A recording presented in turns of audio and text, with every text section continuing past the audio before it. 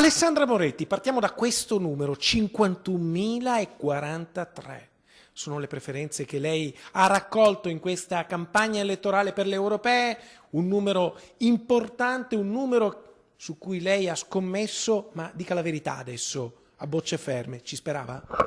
Beh, ci ho lavorato molto e quindi logico che quando affronti una campagna così difficile, ne sei consapevole, ci metti tutto l'impegno possibile. C'è una differenza tra i voti che ha raccolto in Veneto e quelli nella circoscrizione nord-est.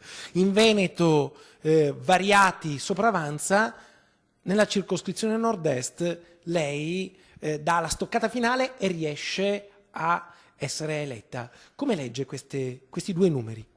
Beh, sicuramente in Veneto ho preso parecchi voti, penso più di 35.000, però non bastano i voti del Veneto perché la circoscrizione è molto ampia, è composta da altre 3 regioni molto grandi, tra cui l'Emilia-Romagna, il Trentino Alto Adige e il Friuli Venezia Giulia. Io ho preso un voto diffuso. Poi sicuramente la soddisfazione è doppia perché Achille Variati era posizionato quarto in lista e quindi io invece ero 11ª, quindi in una posizione nettamente svantaggiata e in più insomma lui si era addirittura dichiarato il capolista del Veneto, quindi partiva anche da una autodefinizione molto, molto forte. Se dovesse scommettere dove posizionerebbe la sua fiche, il governo continua o il matrimonio tra Lega e 5 Stelle si spacca, si rompe? Guardi, l'anno prossimo ci sono da nominare degli importanti presidenti di consigli di amministrazione di aziende partecipate dallo Stato.